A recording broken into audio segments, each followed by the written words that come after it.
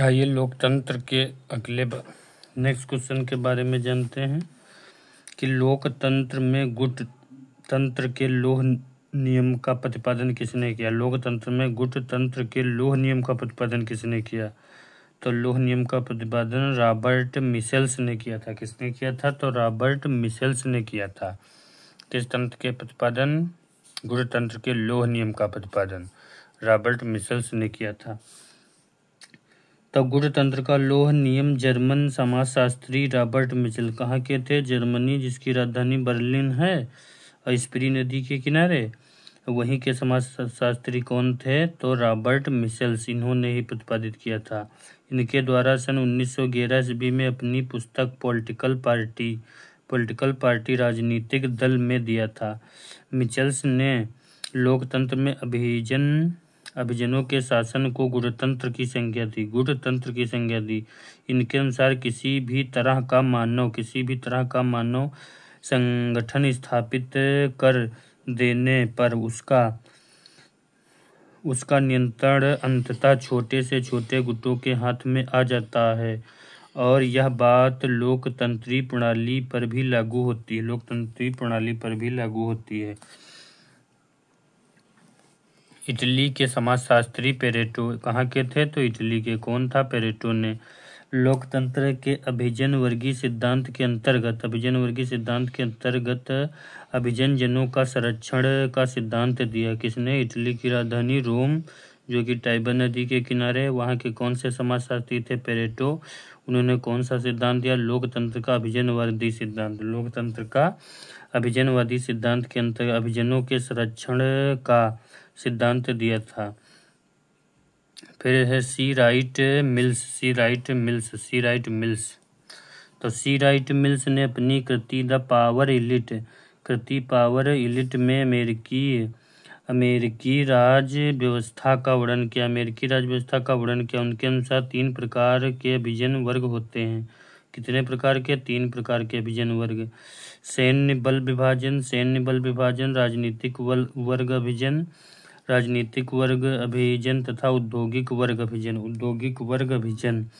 तो किसके अनुसार होते हैं? तो सी राइट मिल्स के अनुसार। कौन सी कृति द पावर इलिट, अमेरिका की राज व्यवस्था का वर्णन किया। 3 प्रकार के अभिजन वर्ग की बात करें। सैन्य बल अभिजन वर्ग, राजनीतिक वर्ग अभिजन वर्ग तथा औद्योगिक वर्ग अभिजन वर्ग। मोस्का ने अपनी पुस्तक में द रूलिंग क्लास, मोस्का की पुस्तक का क्या नाम है? तो द रूलिंग क्लास में कहा है कि सभी समाज में केवल 2 वर्ग पाए जाते हैं। पहला वर्ग जो शासन करता है, दूसरा वर्ग जिस पर शासन किया जाता है। किसके अनुसार? जो शासन करता है, जिस पर शासन किया जाता है। तो मोस्का ने कौन सी पुस्तक? द रूलिंग क्लास पुस्तक में कहा है। निम्नलिखित में से कौन सा एक चिंतक विशिष्ट वर्गीय सिद्धांत से जुड़ा है? तो विशिष्ट वर्गीय सिद्धांत से जुड़ा हुआ है पेरेटो भी है, मोस्का भी है, रॉबर्ट मिशेल्स भी है। ये तीनों जो हैं जुड़े हुए हैं। विल्फ्रेडो पेरेटो, मोस्का और मिशेल्स तीनों जुड़े हुए हैं। किससे? अभिजन वर्ग से जुड़े हुए हैं। तो विशिष्ट वर्ग सिद्धांत इस मान्यता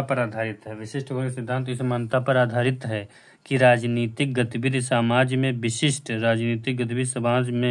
कुछ विशिष्ट वर्ग के बीच ही संचालित होती है। विचार का समर्थन करते हुए पेरेटो ने अभिजनों का संरक्षण का सिद्धांत दिया और जर्मन समाजशास्त्री रॉबर्ट मिशेल ने गुटतंत्र का लौह नियम का प्रतिपादन किया तथा मोस्का ने शासन वर्ग और शासित वर्ग की भूमिका को स्पष्ट किया। है। फिर अगला क्वेश्चन देखते हैं। तो निम्नलिखित में कौन लोकतंत्र के अभिजन वर्ग सिद्धांत का अनुयायी नहीं है? तो पेरेटो है, मोस्का है, मिशेल्स हैं, जबकि मॉन्टेस्क्यू नहीं है। मॉन्टेस्क्यू अभिजन वर्ग के अनुयायी नहीं है। तो लोकतंत्र का विशिष्ट वर्गीय सिद्धांत या फिर अभिजन वर्ग सिद्धांत, विशिष्ट वर्गीय सिद्धांत या फिर अभिजन वर्ग सिद्धांत 20वीं शताब्दी के पूर्वार्ध में विकसित हुआ है। उत्तरार्ध में नहीं, पूर्वार्ध में विकसित हुआ है। जिसे अनुभववादी लेखकों, जिसमें पेरेटो है, मोस्का है, मिशेल्स हैं, बर्नहम हैं, शुम्पीटर आदि प्रमुख हैं। तो अभिजन वर्ग में कौन कौन से आते हैं? तो पेरेटो हैं, मोस्का हैं, मिशेल्स हैं, बर्नहम हैं, शुम्पीटर हैं, बरहम हैं, मिशेल्स हैं, मोस्का हैं, पेरेटो हैं आदि ने। मॉन्टेस्क्यू ने इस सिद्धांत का प्रवर्तन किया। इन्होंने शक्ति पृथक्करण का सिद्धांत दिया था। कहा था कि तीनों अंग अलग अलग होने चाहिए, व्यवस्थापिका और कार्यपालिका। पेरेटो के संदर्भ में निम्नलिखित में से कौन सा कथन सही नहीं है? तो पेरेटो के संदर्भ में कौन सा कथन सही नहीं है? तो उसने साम्राज्यवाद की प्रशंसा की है, ये बात गलत है। साम्राज्यवाद की प्रशंसा उसने नहीं की है। उसने अभिजन वर्ग के संरक्षण की बात की है, बिल्कुल सही है, उसने अभिजन वर्ग के संरक्षण की बात की है। किसने की है? पेरेटो ने। वह हड़ताल के अधिकार को न्यायोचित ठहराता है। हाँ, वह हड़ताल के अधिकार को न्यायोचित ठहराता है। कौन? पेरेटो। उसने व्यक्तिगत की स्वतंत्रता को सत्य की खोज के लिए उपयुक्त माना। हाँ, उसने अभिव्यक्ति की जो स्वतंत्रता है उसको सत्य की खोज के लिए उपयुक्त माना, लेकिन उसने साम्राज्यवाद का समर्थन किया है, ये बात बिल्कुल गलत है, ये बात नहीं सही है। फिर नेक्स्ट समझिए, पेरेटो ने साम्राज्यवाद की निंदा की है, उसने मुक्त समाज के लिए अभिशाप बताया है। समाजवाद जो है वो मुक्त समाज के लिए अभिशाप है। प्लेटो हैं, हीगल हैं, मार्क्स की आलोचना की है। आलोचना के आधार पर वह कहता है कि तीनों समाज के समग्र व्याख्या करते हैं, सर्वाधिकारवादी शासन प्रणाली के लक्ष्यों सिद्धांतों का समर्थन करते हैं। तो पेरेटो ने किसकी निंदा की है, किसकी आलोचना की है? तो पेरेटो ने की है, तो प्लेटो, हीगल तथा मार्क्स की आलोचना की है। निम्नलिखित में से कौन सा लोकतंत्र में विशिष्ट वर्गीय सिद्धांत से संबंधित नहीं है? तो विशिष्ट वर्गीय सिद्धांत से कौन संबंधित नहीं है? वी पेरेटो हैं, जी मोस्का हैं, रॉबर्ट मिशेल्स हैं, डेविड ईस्टन हैं। तो डेविड ईस्टन नहीं संबंधित हैं, क्योंकि डेविड ईस्टन लोकतंत्र के विशिष्ट वर्गीय सिद्धांत से संबंधित नहीं है। डेविड ईस्टन लोकतंत्र के विशिष्ट वर्गीय सिद्धांत से संबंधित नहीं है, जबकि अन्य सभी संबंधित हैं। तो अभिजन वर्ग का सिद्धांत किसने दिया है? तो अभिजन वर्ग का सिद्धांत सी राइट मिल्स ने दिया है। किसने दिया है? सी राइट मिल्स ने दिया है। अभिजन वर्ग का सिद्धांत किसने दिया है? तो सी राइट मिल्स ने दिया है।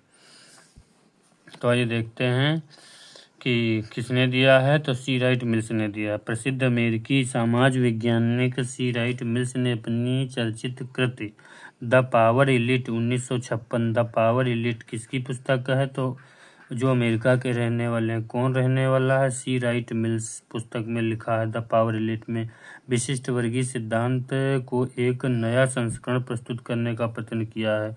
उन्होंने शक्ति अभिजन विशिष्ट वर्ग की संज्ञा दी है। तो इन्होंने किसकी संज्ञा दी है? शक्ति अभिजन और शक्ति विशिष्ट वर्ग की संज्ञा दी है। तो किसने दी है? सी राइट मिल्स ने। कहाँ के रहने वाले हैं? तो अमेरिका के रहने वाले हैं। की पुस्तक का क्या नाम है? The power elite. ये पावर एलिट कब लिखी गई थी? तो 1956 में, 1956 की बात है। अब 34 नंबर का क्वेश्चन देखते हैं। निम्नलिखित में से लोकतंत्र को स्वीकृत पागलपन किसने कहा है? तो लोकतंत्र को स्वीकृत पागलपन कहने वाला कौन है? तो टेलीरेंड है। लोकतंत्र को स्वीकृत पागलपन किसने कहा है? तो टेलीरेंड ने कहा है। टेलीरेंड ने कहा है। अगला देखते हैं। तो टेलीरेंड ने क्या कहा है? तो लोकतंत्र को स्वीकृत पागलपन कहा है। प्लेटो हैं, अरस्तू हैं तथा प्लेटो और अरस्तू के अनुसार लोकतंत्र भीड़तंत्र अथवा मूर्ख तंत्र और का विकृत व्यवस्था है। अरस्तू और प्लेटो दोनों ने लोकतंत्र भीड़तंत्र, मूर्ख तंत्र या विकृत व्यवस्था है। कैसी व्यवस्था है? तो यह एक विकृत व्यवस्था है। कार्लाइल क्या कहते हैं? लोकतंत्र लाखों मूर्खों की सरकार है। लाखों मूर्खों की सरकार है लोकतंत्र। किसने कहा है? तो कार्लाइल ने। फिर लूडोविकी क्या कहते हैं? लोकतंत्र का अर्थ है मृत्यु। लोकतंत्र का अर्थ क्या है? लोकतंत्र का अर्थ है मृत्यु। लोकतंत्र का अर्थ क्या है? मृत्यु है। कौन कहता है? लूडोविकी कहते हैं। लूडोविकी कहते हैं। वाल्टर वेव के अनुसार लोकतंत्र भ्रष्ट प्लेटोवाद है। भ्रष्ट प्लेटोवाद है। कौन कहता है? वाल्टर वेव के अनुसार लोकतंत्र भ्रष्ट प्लेटोवाद है। तथा एंथनी डिंगिस के अनुसार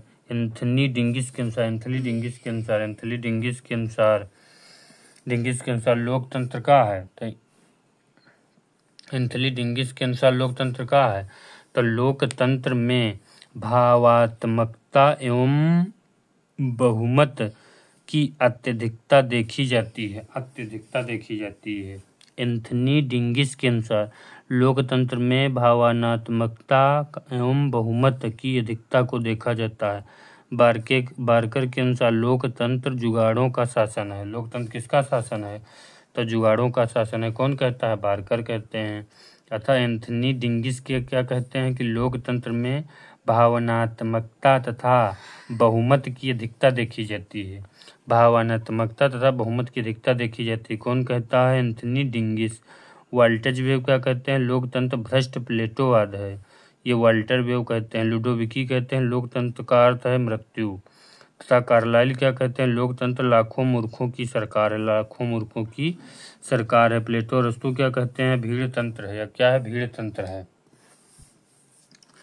अगला देखते हैं, निम्नलिखित में से लोकतंत्र को एक जीवन शैली के रूप में किसने परिभाषित किया है? लोकतंत्र को जीवन शैली के रूप में किसने को परिभाषित किया है?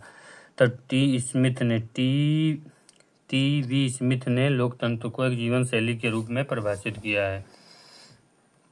टी स्मिथ लोकतंत्र को एक जीवन शैली के रूप में परिभाषित करते हैं। उन्होंने मैकाइवर ने भी लोकतंत्र को एक जीवन पद्धति के रूप में परिभाषित किया है। तो टी स्मिथ और मैकाइवर दोनों ने एक जीवन शैली के रूप में परिभाषित किया है। तो ऑस्टिन डायसी लॉवेल ब्राइस आदि विचारक लोकतंत्र को सरकार के निर्वाचन की पद्धति के रूप में देखते हैं। ऑस्टिन हो गया, डायसी हो गया, लॉवेल हो गया, ब्राइस आदि विचारक लोकतंत्र को सरकार के निर्वाचन की पद्धति में देखते हैं। तथा मैकफर्सन के अनुसार जान लेते हैं मैकफर्सन। तो मैकफर्सन ने लोकतंत्र चयन की एक ऐसी प्रक्रिया है जिसके द्वारा लोक निर्णय लिए जाते हैं। तो मैकफर्सी कहते हैं लोकतंत्र चयन की एक ऐसी प्रक्रिया है जिसके द्वारा लोक निर्णय लिए जाते हैं। क्या लिए जाते हैं? लोक निर्णय। तथा लॉरेंस लॉवेल के अनुसार लोकतंत्र में कोई यह शिकायत नहीं कर सकता है कि उसे सुनवाई का मौका नहीं मिला। तो लॉरेंस लॉवेल कहते हैं कि लोकतंत्र में कोई शिकायत नहीं कर सकता है कि उसे सुनवाई का मौका नहीं मिला। इनके अनुसार है। वाल्टर वेजहार्ट के अनुसार भाई लोकतंत्र देख लीजिए। तो वाल्टर वेजहार्ट लोकतंत्र लोक शक्ति को भ्रमित करने का सबसे बड़ा तरीका है। लोकतंत्र लोक शक्ति को भ्रमित करने का सबसे बड़ा तरीका है। यह भ्रम इसलिए स्थापित होता है क्योंकि लोकतंत्र में वाद विवाद सहिष्णुता के लक्षण हैं जो लोगों को अधिकारों के भ्रम जाल में फंसाते हैं। प्रतिनिधित्व का कौन सा सिद्धांत प्रत्यक्ष लोकतंत्र को प्रतिष्ठा देता है? तो प्रतिनिधित्व का कौन सा सिद्धांत प्रत्यक्ष लोकतंत्र की प्रतिष्ठा देता है? तो वो है क्रांतिकारी सिद्धांत। कौन सा है? क्रांतिकारी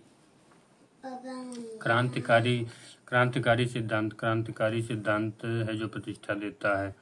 प्रतिनिधित्व का कल्याणकारी सिद्धांत प्रत्यक्ष लोकतंत्र डायरेक्ट लोकतंत्र की प्रतिष्ठा देता है। रूसो ने प्रतिनिध्यात्मक लोकतंत्र की आलोचना करते हुए उन्होंने प्रत्यक्ष लोकतंत्र का समर्थन किया है।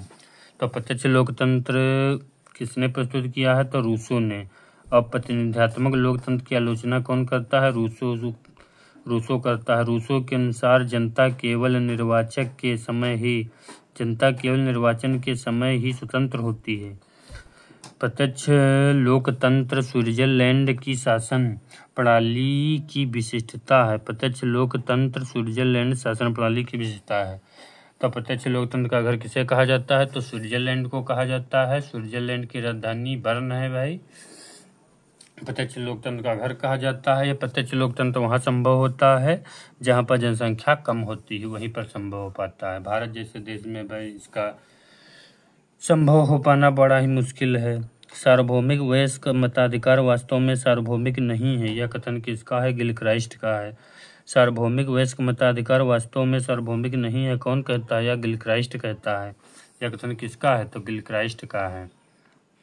अब देख लेते हैं विभिन्न देशों में वयस्क मताधिकार की आयु कितनी है। तो भारत में वयस्क मताधिकार की आयु 18 वर्ष है, सभी जानते हैं।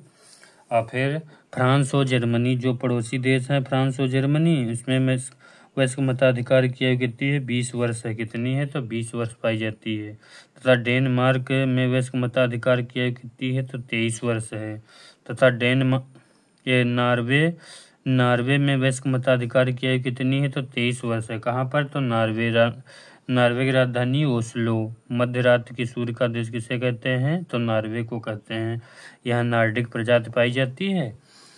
तो यहाँ पर वयस्क मताधिकार 23 वर्ष है। जबकि डेनमार्क और जापान में वयस्क मताधिकार की आयु कितनी है? तो 25 वर्ष है। फ्रांस और जर्मनी में 20 वर्ष, भारत में 18 वर्ष, फ्रांस जर्मनी में 20 वर्ष, डेनमार्क और जापान में 25 वर्ष, नॉर्वे में 23 वर्ष। सभी मनुष्यों को कुछ समय के लिए कुछ मनुष्यों को सदैव के लिए मूर्ख बनाया जा सकता है, लेकिन सभी मनुष्यों को सदैव के लिए मूर्ख नहीं बनाया जा सकता है। यह कथन किसका है? तो यह कथन अब्राहम लिंकन का है। अब्राहम लिंकन का कथन है कि अब्राहम लिंकन का कथन है, सभी मनुष्यों को कुछ समय के लिए तथा कुछ मनुष्यों को सदैव के लिए मूर्ख बनाया जा सकता है, लेकिन सभी मनुष्यों को सदैव के लिए मूर्ख नहीं बनाया जा सकता है। वास्तव में लोकतंत्र शासन पद्धति में यह सभी लोगों को बिना किसी भेदभाव के शासन प्रक्रिया में भाग लेने का हिस्सा मिलता है। तो आइए देख लेते हैं विचारक एक दो। तो सीले के अनुसार लोकतंत्र वह शासन है जिसमें हर व्यक्ति भाग लेता है। लोकतंत्र का है वह शासन प्रणाली है जिसमें हर व्यक्ति क्या करता है? भाग लेता है। तो कैसे भाग ले? तो सीधे, तो मतलब सीले। अब्राहम लिंकन ये अमेरिका के राष्ट्रपति थे। तो लोकतंत्र जनता के लिए, जनता द्वारा, जनता का शासन है। लोकतंत्र जनता के लिए, जनता द्वारा, जनता के लिए, जनता द्वारा, जनता का शासन है। डायसी सरकार का ऐसा रूप है जिसमें जनता का एक बड़ा भाग शासन करता है। डायसी कहते हैं लोकतंत्र सरकार का ऐसा स्वरूप है जिसमें जनता का एक बड़ा भाग शासन करता है। यह परिभाषा किसकी है? तो यह परिभाषा है डायसी की है। कौन कहता है? डायसी कहते हैं। आइए देखते हैं लोकतंत्र जनता के लिए, जनता द्वारा शासन है। यह परिभाषा किसकी है? तो यह परिभाषा अब्राहम लिंकन की है। मतों को गिना नहीं तोला जाना चाहिए, यह किसने कहा है? तो मतों को गिना नहीं तोला जाना चाहिए कथन किसका है? जे एस मिल का है। किसका है? तो जे एस मिल का है। देखिए जे एस मिल क्या कहते हैं। मिल का कथन है मतों को गिना नहीं तोला जाना चाहिए। जे एस मिल का विचार है कि शिक्षित और योग्य व्यक्ति को अज्ञानी और मूर्ख व्यक्ति की तुलना में बहुमत का अधिकार प्राप्त होना चाहिए। ध्यानतव्य इसी प्रकार का विचार सिज्विक ने भी दिया है। इसी प्रकार का विचार मतों को गिनना नहीं तोला जाना। जो जितना अधिक पढ़ा लिखा हो उसके मत अधिक हो, जो जितना कम पढ़ा लिखा हो उसका मत उतना कम हो। यह कौन कहता है? तो यह कहने वाला जे एस मिल है। तो जे एस मिल ने निर्वाचन के संदर्भ में क्या विचार हैं? मिल ने लिंग के आधार पर भेदभाव को स्वीकार नहीं किया है, महिला मताधिकार की वकालत की है। कि जो जे एस मिल हैं ये महिला मताधिकार के समर्थक हैं और महिला मताधिकार का विरोध नहीं करते हैं, उसका समर्थन करते हैं। मिल के अनुसार मताधिकार उन्हीं को प्राप्त होना चाहिए जो निश्चित शैक्षिक योग्यता रखते हैं। ये इनका मानना है कि मताधिकार केवल उन्हीं व्यक्ति को हो जो निश्चित शैक्षिक योग्यता रखते हो। मिल ने गुप्त मतदान का विरोध किया है और खुले मतदान का समर्थन किया है। यहीं पर जो इनके गुरु बेंथम थे तो इन्होंने जो है गुप्त मतदान का समर्थन किया है। मिल के अनुसार संसद की तानाशाही प्रवृत्तियों पर अंकुश रखने के लिए द्विसदनात्मक संसदीय व्यवस्था उपयोगी है। मिल का मानना है, जेस मिल का, कि संसद की तानाशाही की प्रवृत्ति पर अंकुश लगाने के लिए द्विसदनात्मक संसद उपयोगी होती है। ध्यानतव्य बेंथम एक व्यक्ति एक मत का समर्थक था। कौन? बेंथम इनके गुरु थे। प्रजातंत्र ऐसी शासन प्रणाली है जिसमें प्रत्येक व्यक्ति की हिस्सेदारी होती है, मतलब सीधे हिस्सेदारी होती है। सीधे मतलब सीले। तो सीले का कथन है ये जानते हैं। सीले के अनुसार लोकतंत्र ऐसी शासन प्रणाली है जिसमें प्रत्येक व्यक्ति का हिस्सेदारी होती है। लोकतंत्र के विषय में सीले की यह परिभाषा डायसी को लोकतंत्र संबंधी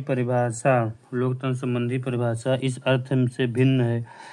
डायसी लोकतंत्र को बहुमत की भागीदारी के रूप में परिभाषित करते हैं। सीले प्रत्येक व्यक्ति की भागीदारी को लोकतंत्र की विशेषता बताते हैं। कौन बताता है? तो सीले बताते हैं।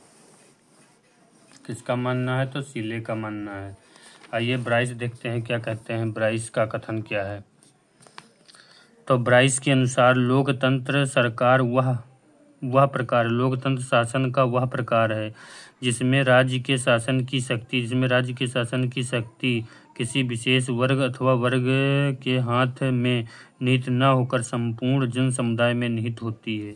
ब्राइस का कथन है कि लोकतंत्र शासन का वह स्वरूप प्रकार है जिसमें राज्य के शासन की शक्ति किसी विशेष वर्ग तथा वर्ग के हाथ में न निहित होकर संपूर्ण समुदाय में निहित होती है। फिर देखते हैं डॉक्टर बेनी प्रसाद के अनुसार। डॉक्टर बेनी प्रसाद लोकतंत्र जीने का एक ढंग है।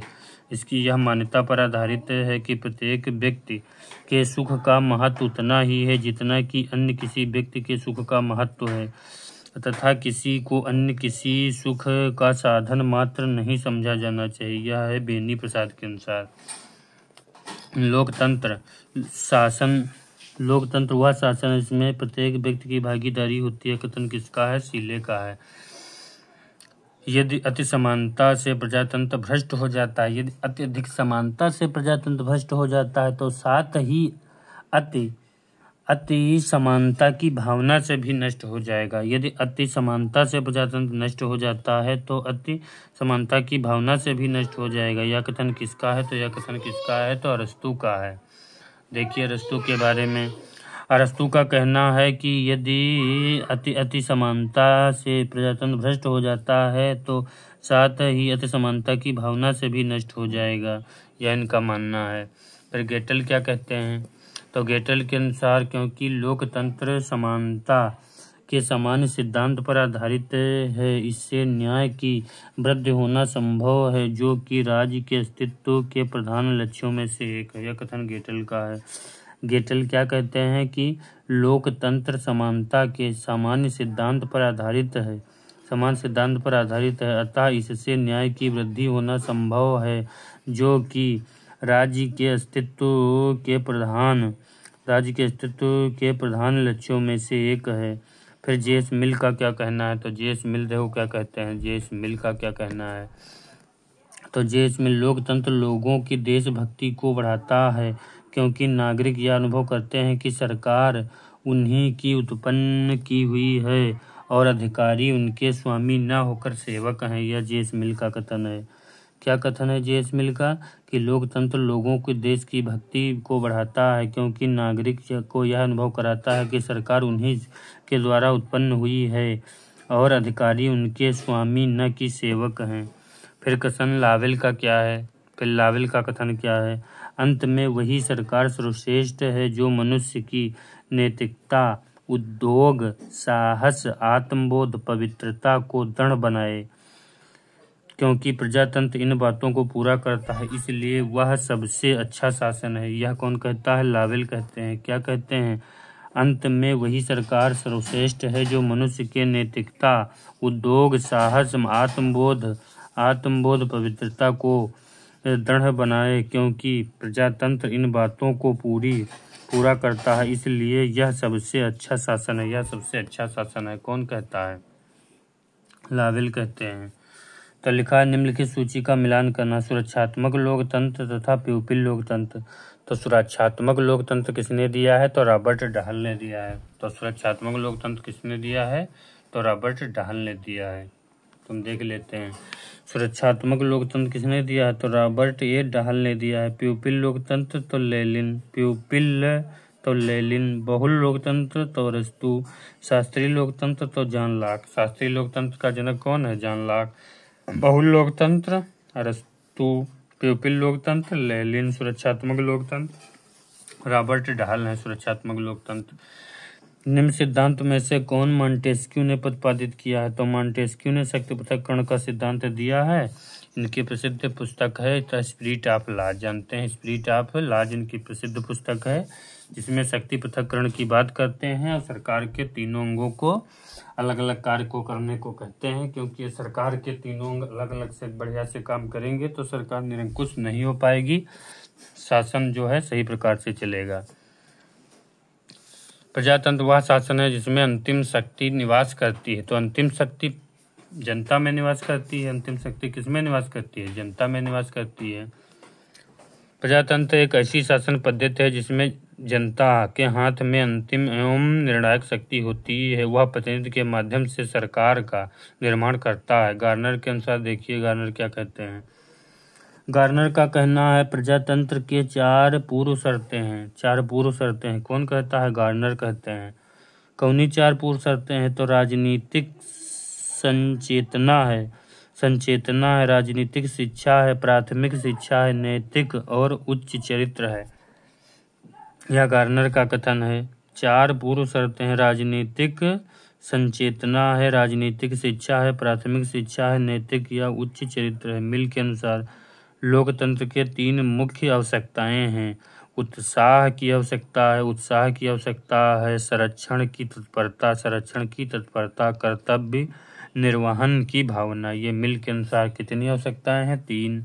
कौनी उत्साह की आवश्यकता है, संरक्षण की तत्परता है, कर्तव्य के निर्वहन की भावना है। किसके अनुसार? निम्नलिखित में से लोकतंत्र का आवश्यक अभिलक्षण नहीं है। तो इसमें लोकतंत्र का आवश्यक अभिलक्षण कौन सा? न्यायपालिका जवाबदेही होती है विधायिका के प्रति। यही बात गलत है कि जो लोकतंत्र में है, कौन सा कथन गलत है? न्यायपालिका कोई जवाबदेही नहीं होती है। न्यायपालिका स्वतंत्र होती है, ये करेक्ट है। प्रेस की स्वतंत्रता है, ये भी करेक्ट है। सार्वजनिक राय प्रकट करने की स्वतंत्रता है, ये भी सही है। लेकिन न्यायपालिका की जवाबदेहिता, ये क्वेश्चन नहीं सही, प्रश्न नहीं, आंसर नहीं से। राजनीतिक समानता की सर्वश्रेष्ठ गारंटी किस शासन में है? तो राजनीतिक समानता की सर्वश्रेष्ठ गारंटी सिर्फ लोकतंत्र में है। कहाँ पर है? तो सिर्फ लोकतंत्र में है। राजनीतिक प्रतिनिधित्व सुनिश्चित किया जाता है। तो राजनीतिक प्रतिनिधित्व किसके द्वारा सुनिश्चित किया जाता है? तो राजनीतिक दल है, विधान पालिका है, संविधान है। राजनीतिक दल है, विधान पालिका है, संविधान है। राजनीतिक दल है, विधान पालिका है, संविधान। इससे राजनीतिक प्रतिनिधित्व सुनिश्चित किया जाता है। राजनीतिक प्रतिनिधित्व। लोकतंत्र जनता का जनता के द्वारा शासन है। लोकतंत्र देश के प्रशासन सीधे जनता द्वारा निर्वाचित प्रतिनिधियों के माध्यम से किया जाता है। ये राजनीतिक प्रतिनिधित्व देश की जनता के लिए नियम कानून का निर्माण करते हैं। लोकतंत्र शासन प्रणाली में प्रत्येक व्यक्ति को अपने प्रतिनिधित्व का चुनाव करने और सार्वजनिक पद प्राप्त करने हेतु चुनाव लड़ने का अधिकार होता है। अतः एक उदार राजनीतिक प्रणाली में व्यक्ति का राजनीतिक प्रतिनिधित्व राजनीतिक दल है, विधायिका है, संसद है, संविधान द्वारा सुनिश्चित किया जाता है। ये किसके? सभी के द्वारा सुनिश्चित करते हैं।